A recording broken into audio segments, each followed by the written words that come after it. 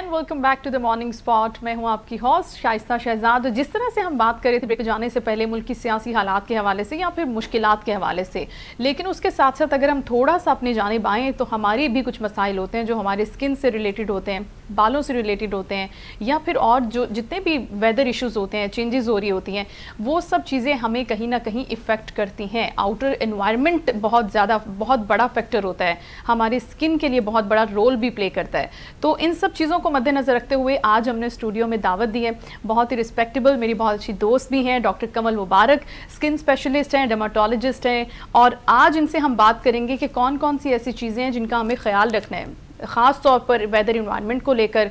जिस तरह का डस्टी वेदर होता है या चेंजेस आ रही होती हैं बड़ी क्विकली वेदर के अंदर, स्किन की टाइप्स क्या होती हैं, कौन से स्किन के कौन से मसाइल हैं, उनको किस तरह से हमने ट्रीट करना है, ये सब चीज़ें जो हैं आज हम डिस्कस करेंगे डॉक्टर साहबा से। अस्सलाम वालेकुम डॉक्टर साहबा, कैसी हैं आप? वालेकुम सलाम, मैं बिल्कुल ठीक हूँ, आप कैसी हैं शाइस्ता? अल्हम्दुलिल्लाह। डॉक्टर साहबा आज हमने बात करनी है ख़ास तौर पर ख़वातीन की बड़े ये इश्यूज़ होते हैं स्किन को लेकर कि मेरी स्किन टाइप क्या है, मुझे कौन सी प्रोडक्ट्स लगानी है। सबसे पहले तो ये बता दें कि जैसे ड्राई वेदर आ जाता है तो उसको किस तरह से हमने लेकर चलना है अपने स्किन टाइप के हवाले से। देखिए, सबसे पहले तो आपको अपनी स्किन की टाइप पता होनी चाहिए।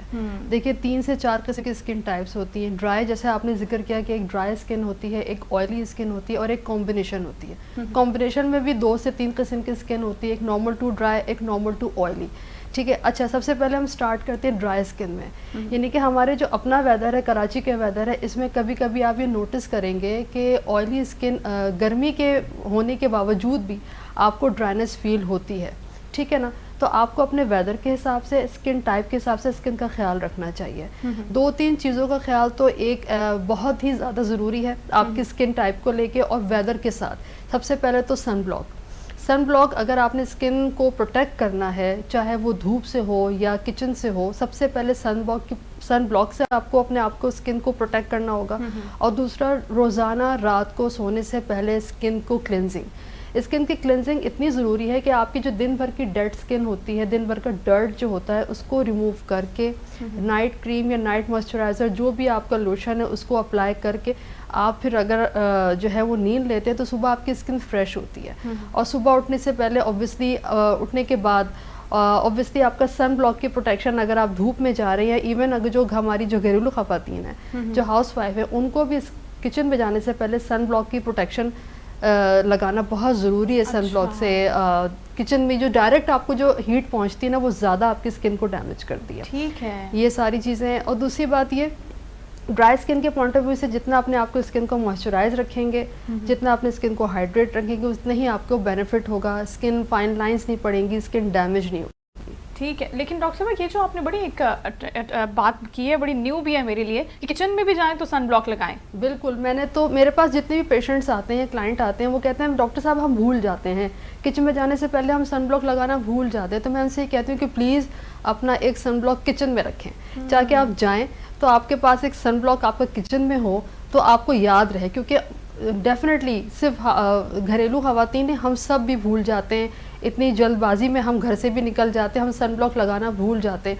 आप यकीन करें 80% सन प्रोटेक्शन और हीट प्रोटेक्शन आपकी स्किन को बचाता है, बहुत सारी प्रॉब्लम से आपको बचा लेता है।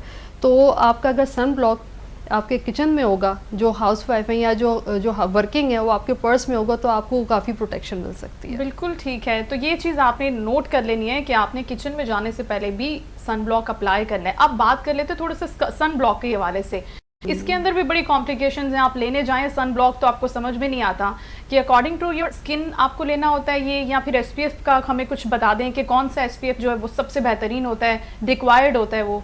बहुत अच्छा सवाल है और बहुत कंट्रोवर्शियल सवाल है कि हर कोई बच्चियों से लेके ख़वातीन तक मुझसे ये सवाल करते हैं कि डॉक्टर कमल मैंने ये सन ब्लॉक लिया था और मुझे इससे एक्नी हो गई, या मैंने ये सन ब्लॉक यूज़ किया और मुझे इससे ऑयल आ रहा है, या मैंने ये सन ब्लॉक यूज़ किया, मेरी स्किन में ड्राई पैच पड़ गए।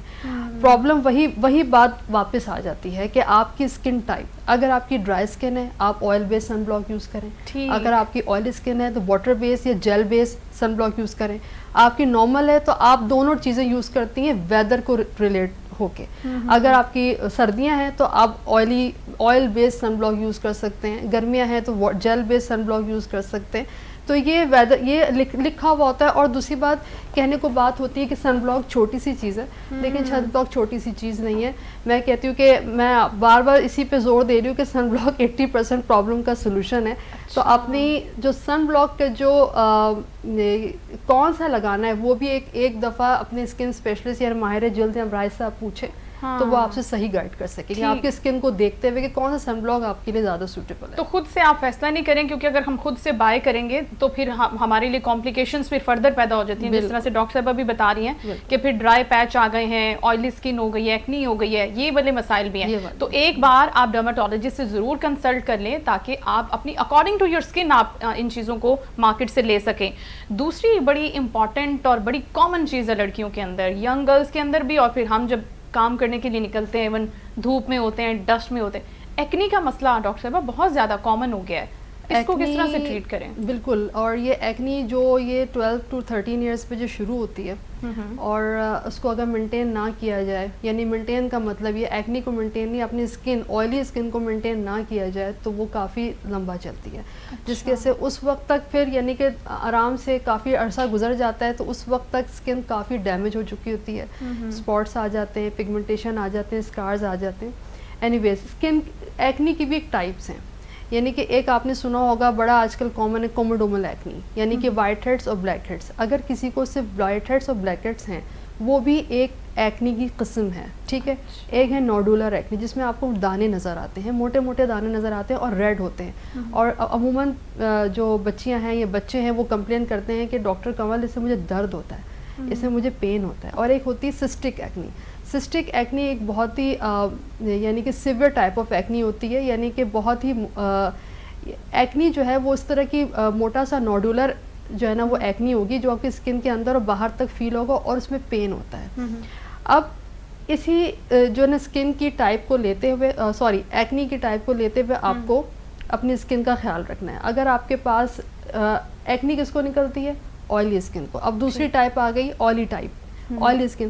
جب تک آپ اپنے آئل کنٹرول نہیں کریں گے, سن اور ہیٹ پروٹیکشن نہیں کریں گے, رات کو کلینزنگ کرنے سے پہلے نہیں سوئیں گے, تو آپ کی ایکنی کو ہم نہیں روک سکتے. دیکھیں ایکنی کو ہم ختم کر سکتے ہیں, آپ کی اسکن ٹائپ کو ہم ختم نہیں کر سکتے. آپ کی اسکن ٹائپ اللہ کی دی ہوئی ہے, اس کو کنٹرول کرنا ہے, آئل کو کنٹرول کرنا ہے. آئل کو کیسے کنٹرول کرنا ہے؟ وہی بات آ گئی سن بلاک, رات کو کلینزنگ, اور ڈے اور نائٹ سیرم, ٹھیک, اکارڈنگ ٹو یور ڈرماٹولوجسٹ جو آپ کے اسکن اسپیشلسٹ نے آپ کو ریکمینڈ کیا ہے. ونڈو شاپنگ کر کے اپنی ٹائپ کو یعنی کہ فار آئلی اسکن یا فار ڈرائی اسکن اس طرح نہ کریں, کیونکہ یہ دیکھیں اسکن جو ہے نا آپ کا ایک largest organ of your body ہے. آپ کے پورے باڈی کو وہ کور کرتا ہے.